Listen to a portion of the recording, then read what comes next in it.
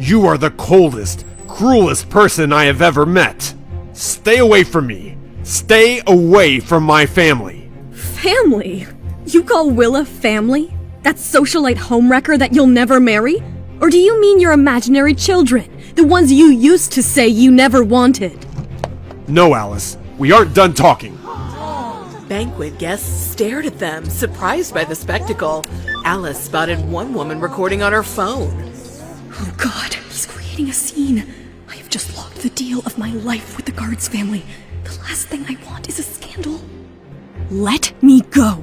Not like that. You're coming with me in my car. We will set the record straight.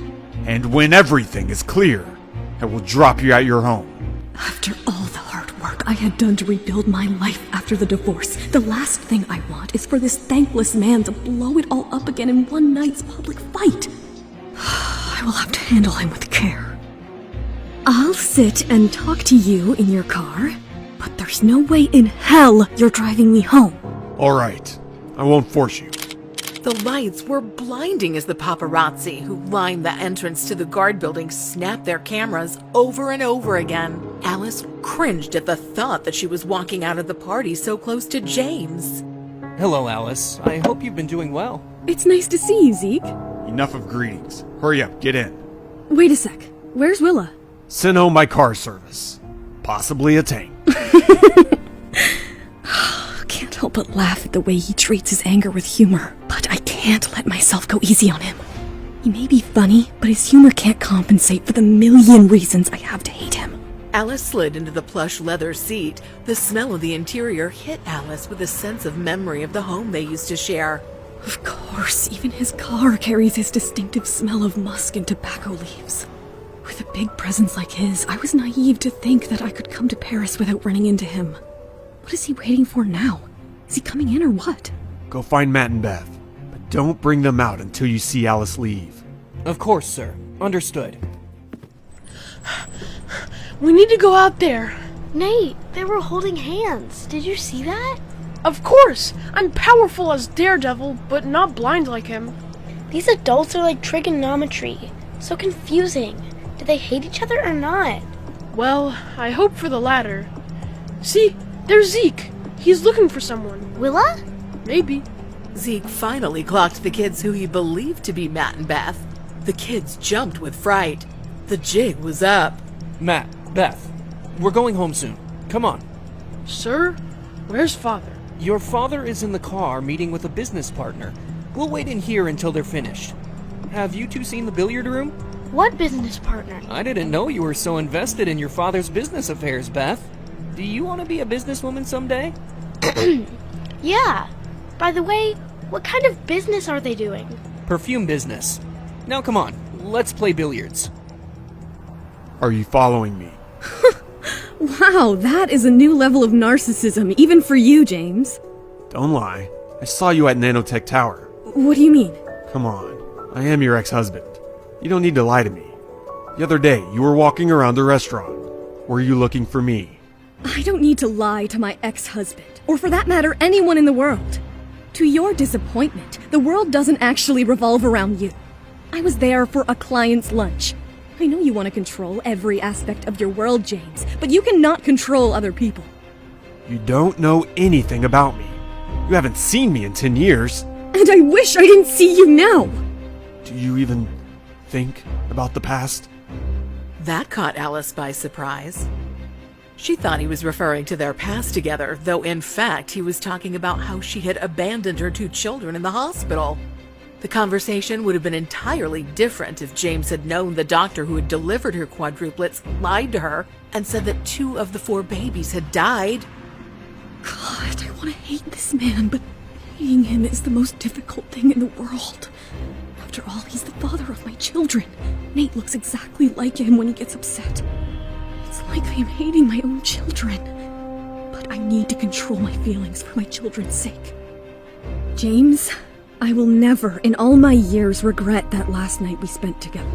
Her words brought them both reeling back to the memory of that night, the night they made Nate and Jenny and Matt and Beth. You guys can spend time here till your father gets over with his business meeting. Hey, that's a globe! Time to play my special game. Look, it's Paris! Huh? Genuinely, Beth. My finger landed on Paris. Exactly where we are. His overexcitement almost got us in trouble. It's a game we learned from one of the bodyguards. He taught it to us when we got bored a little earlier. Jenny had seen enough of Beth and Matt to know they didn't have time to invent frivolous games like this one. You spin the globe in every direction.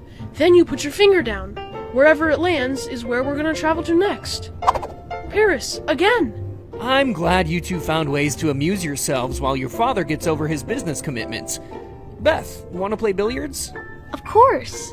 This should be a good size for you. Thank you, Zeke. Back in the car, James stared back into Alice's open eyes, mesmerized.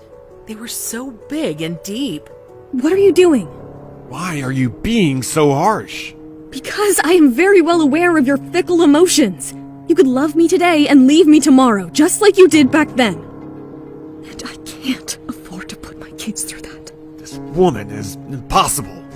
There's nothing good to come of stretching this out any further. I have to stay on point. Whatever you've heard about me, it isn't true. How do you know what I've heard about you? I'm just saying that people like to make up rumors. I have a lot of money, and so... Oh, here we go again. All your money, poor little rich boy. Let me get out my tiny violin. You know I prefer the cello. You're something else. If you're so self-aware, then why do you let yourself act so paranoid? Are you saying people don't make up rumors about me? In the time you've been intimate with me, did you find the public perception of me to be accurate and fair? Fair is not for me to judge, but accurate? No. I suppose moral judgment is not your strong suit. What's that supposed to mean? Really? Are you blaming me for your relationship with Willa ending way back then? You didn't tell me about her. For Christ's sake, forget Willa. Get over her. She has nothing to do with this. She doesn't? Really? Didn't you force me to divorce you over her? You, what, scapegoated her like you scapegoated me? Because you simply can't stand to be unconditionally loved? As if you know anything about unconditional love. That's it! You're right. It's all my fault that I listened to you and got into this car hoping to have a civilized conversation. But I forgot that at the end of the day, the conversation was happening with a heartless man who has no feelings. I can't bear your presence anymore. Alice barely registered the paparazzi flashes as she stomped away from the car, her ears hot with rage. She's gone. All right, kids, time to go home. We will play this some other time. Zeke guided Nate and Jenny through the ornate doors of the building, out toward their dad's black SUV. As they passed a paparazzo, Nate glanced toward his camera, checking through his photos. Jenny, that's Mom, slamming the door of Father's SUV. She looks like she's come out of a horror movie. Looks like something went wrong between them. Things seem to have gotten worse between James and Alice, with their hatred for each other escalating after their first meeting in 10 years. Will the children succeed in uniting their parents? Will Alice leave Paris forever, giving up on her dream just to keep her children away from James? Will James be able to clear the misunderstanding between him and Alice? To find out what happens next, download the Pocket FM app. Link is in the description.